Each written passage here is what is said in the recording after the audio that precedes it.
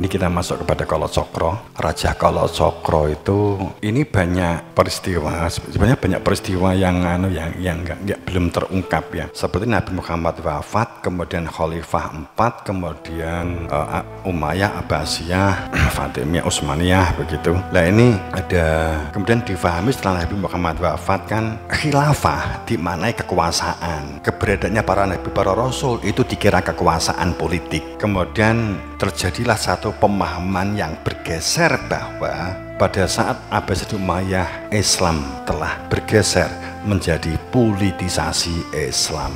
Walaupun sekarang kita melihat fakta, sekarang kalau yang paling murah meriah kalau kamu ingin jadi gubernur atau bupati itu memang mempolitisasi agama kan gitu kan. Kiai ini kena calon DPR kabeh kan nyoblos kan gitu, biasanya kan begitu politisasi agama. Tapi tidak pernah mengetahui inti beragama. Ajarannya para nabi itu ada inti.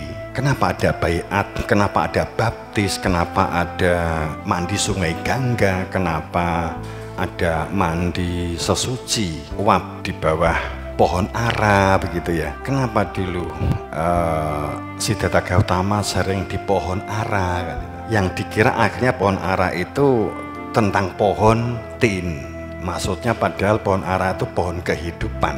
Artinya bahwa kumpul untuk baiat. Nah itu kan yang tidak terdeteksi. Seperti mohon maaf, baptis, kemudian ganti nama baru.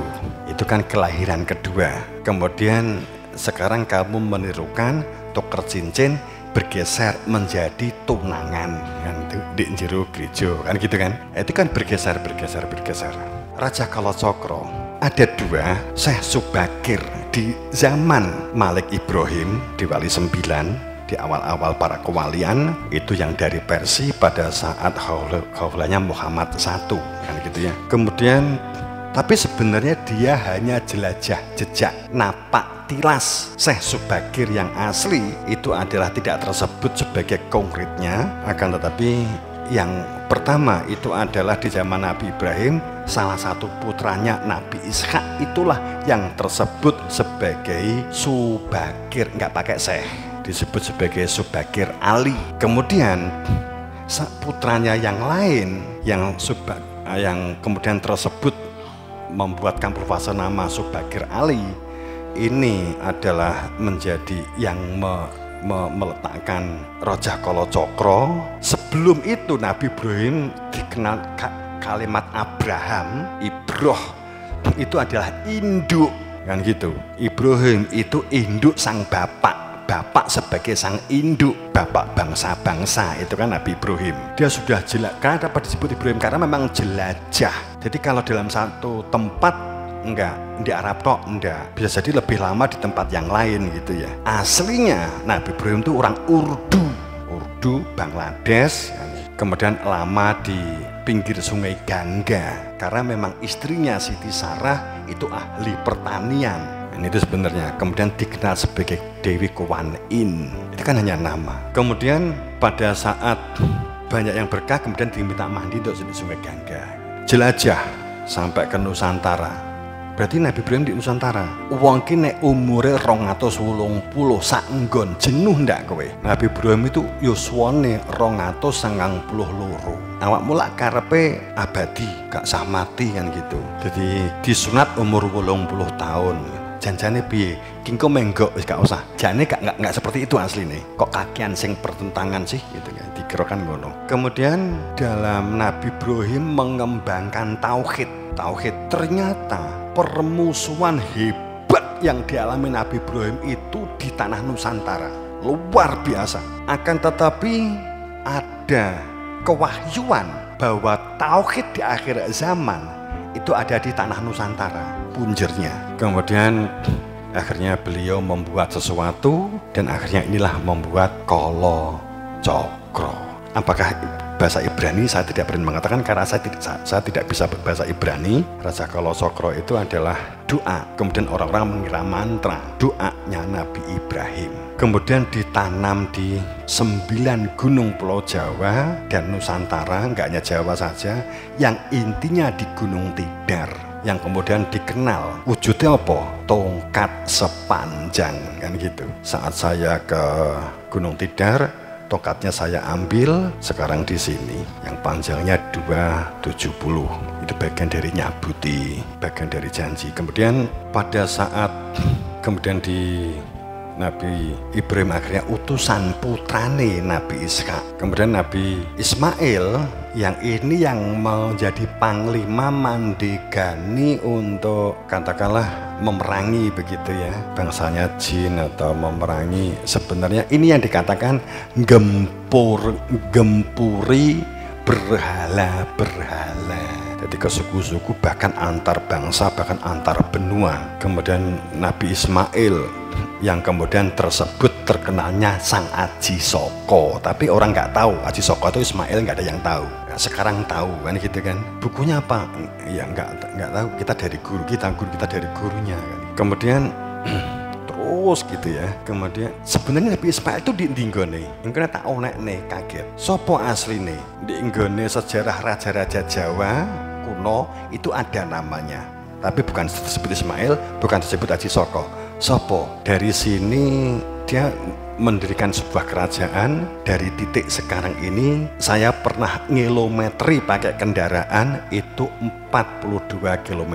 Jadi orang di Arab, tapi pernah di Arab iya, tapi membangun kerajaannya sudah di sini. Setelah beliau mengalahkan dan ada satu pergolakan dengan bajul putih, siapa? Dewata Cengkar kan gitu ya. Kemudian sampai ada telur dibawa petani, setelah diremi ternyata dia menjadi ular besar. Dia ngaku sebagai anaknya Sang Aji Soko, kemudian dia ngaku aku anak Aji Soko. Kemudian menemui Sang Aji Soko, kalau kamu memang anakku, saya ada syarat, tundukkan dulu Dewata Cengkar. Kemudian ibu bisa menang, kemudian Dewata Cengkar jadi boyo putih di Laut Kidul. Jadi apa seperti itu? Enggak, itu di kamplofase nih gitu loh. Seperti cerita Joko Tingkir di ketoprak kuwi kebu diiseni napa lemah kepindho dekne di Sungai Brantas atau di Sungai Dudi Brantas lah. Itu dekne numpak bajul ki wetengen nggih napa mboten. Wis sak suwe niki percaya to? Sekti to? Ora ngono, Cung. Joko Tingkir itu keyung-yung sama putri kerajaan sangat. Dia suatu saat menjadi penonton, kemudian dia itu senang dengan putri kerajaan. Maka pada saat dia ingin memperistri putri kerajaan itu, Mataram, pada saat itu ada dua bahaya yang dia akan hadapi. Satu, putri itu sendiri sudah jarak karena dia bukan orang keturunan ningrat. Kedua, masuk ke putren dan melawan raja. Inilah diserupakan dengan boyo putih loro gitu loh. Jadi duduk boyo tenan. Boyo di situ bahaya, ada dua bahaya besar yang menimpa, tapi dia bisa kendalikan. Ngono janjane. Bla bla bla bla bla bla dowo yang kita diketoprak gitu kan. Nah, balik di kene Nabi Ibrahim. Kemudian akhirnya karena pada saat itu yang digulungkuntah untuk pertama menjadi kewasiton adalah Nabi Ismail. Ditandai sing kamu sering setiap kali Idul Adha, Nabi Ismail dibelah sama Nabi Ibrahim. Kan gitu, dibelah. Terus jadi wedus.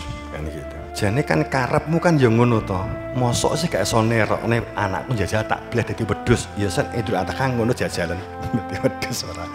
Pada saat itu digulungkuntah untuk keberlangsungan pelanjut setelah Nabi Ibrahim wafat, akan tetapi juga sekaligus ya, adiknya Nabi Ismail, ada yang mengatakan kakaknya Nabi Ismail. Dulu mana antara Ismail sama Nabi Ishak? Kemudian Nabi Ishak yang ditugasi untuk meletakkan Raja Kalacakra di 9 titik dan plus 2 samudra.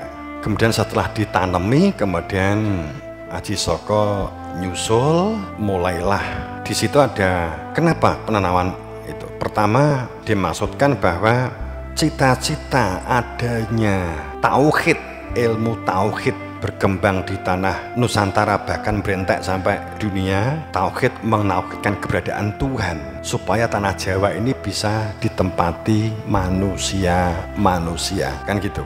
Kalau kamu membaca ketoprak, kalau kamu membaca Wikipedia itu begini. Jadi Syekh Subakir itu di tahun 1400. Kan gitu kan itu kalau nggak sampai dia atau zaman kewalian kan gitu. Kemudian di Raja Kalacakra supaya bisa ditempati manusia. Logikanen saat tahun 1000 apalagi 1400 kuwi Jawa wis akeh menungso. Oh zaman Nabi Ibrahim aja sudah banyak. Maaf beribu maaf. Yang dikatakan supaya bisa ditempati menungso. Dikon menungso wis akeh. Akan tapi pada saat belum memiliki ilmu, belum mengenal jati dirinya, kategorinya masih hayawanun natik. Terjemahannya Dewi, aku dikira ngewanke sampean kan gitu. Bedanya karo kewan yang lain, bedanya iso mikir, sapi enggak kan gitu saja. Sapi pinter mikir, gak iso mikir langsung golek pangan.